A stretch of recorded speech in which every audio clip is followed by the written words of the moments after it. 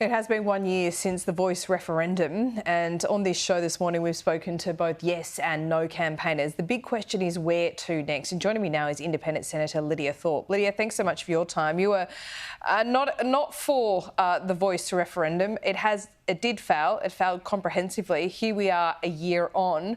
What would you have hoped would have changed in that time? Well, we saw what the referendum did to this country. It actually split the country into two. And that was always going to happen.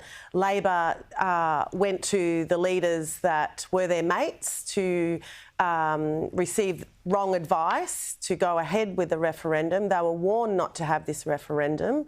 It was a waste of time and a waste of money for this nation in a cost of living crisis.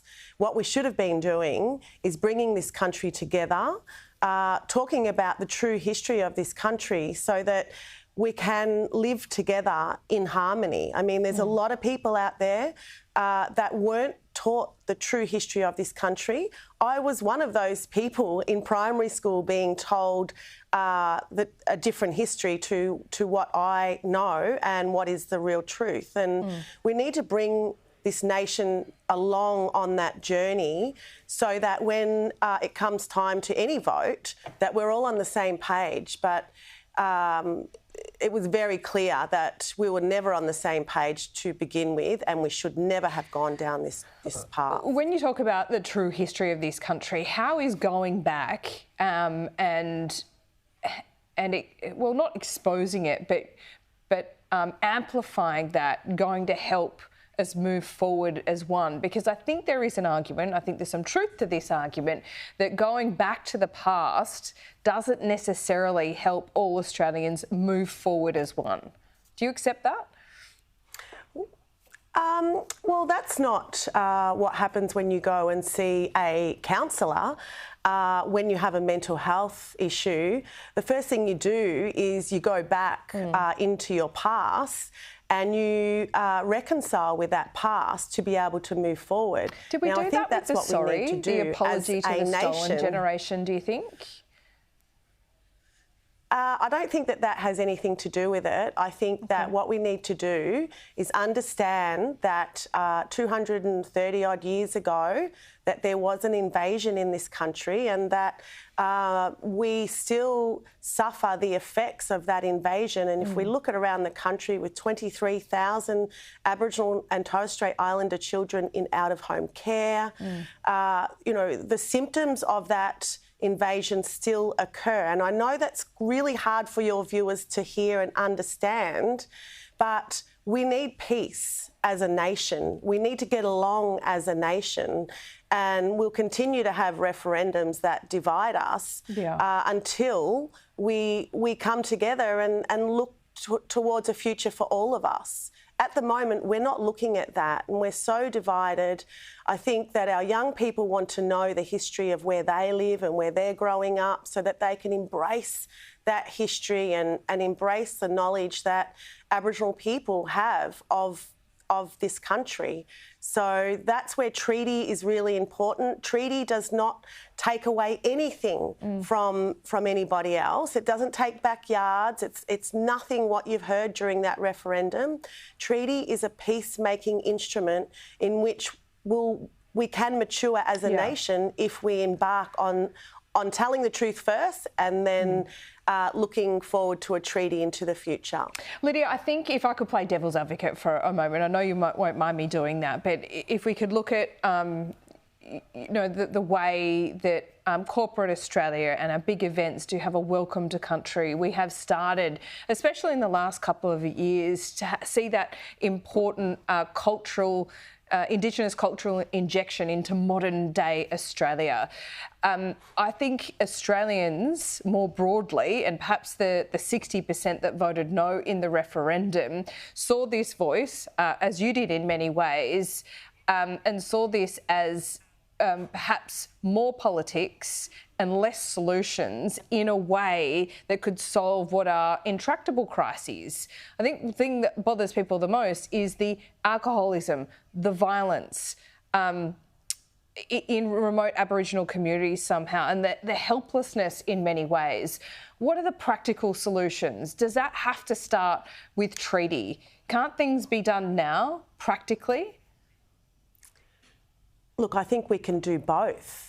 I think it's really important to understand why we have these situations amongst our people, and that is that when you have your land taken away from you, when you're told you're not allowed to speak your language, when you have your children taken and you have a high incarceration rate, which means probably a couple of family members, they are symptoms of the invasion that happened over 200 years ago. They are the symptoms I'm talking about. But 200 years on, how does someone like me or my parents or our friends fix that?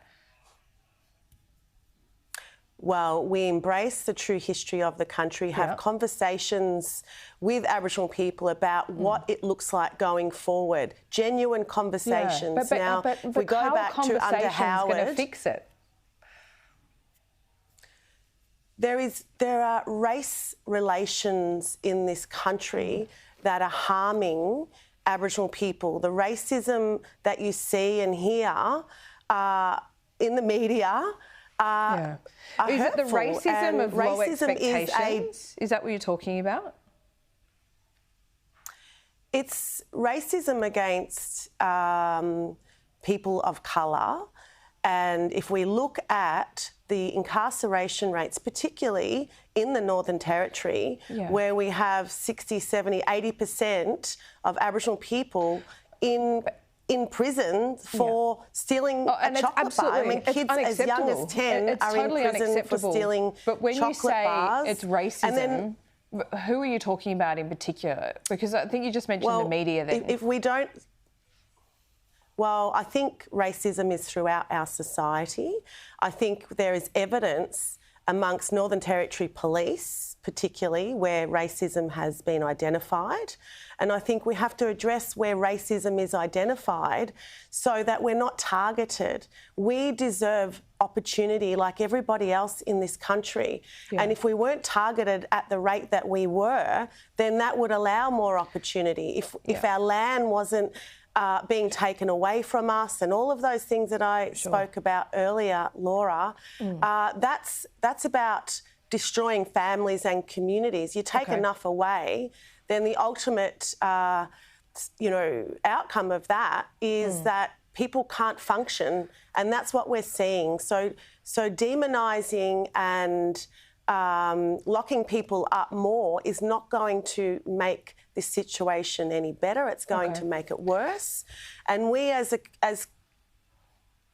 Sorry, I didn't mean to interrupt you then. But if I could just ask you one final question here, because I think this is a really important one. When you talk about opportunity and equality, it's got to be equality of opportunity, not equality of outcome, right? Because that's a really dangerous path to go down.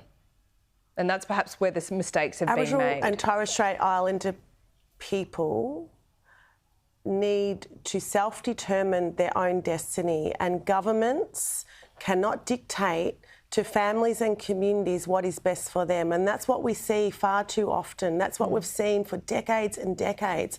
We have solutions in our own communities that aren't funded. We have youth programs around this country that are being defunded, even under Labor, are being defunded, that have incredible solutions and people working on the ground at the grassroots level.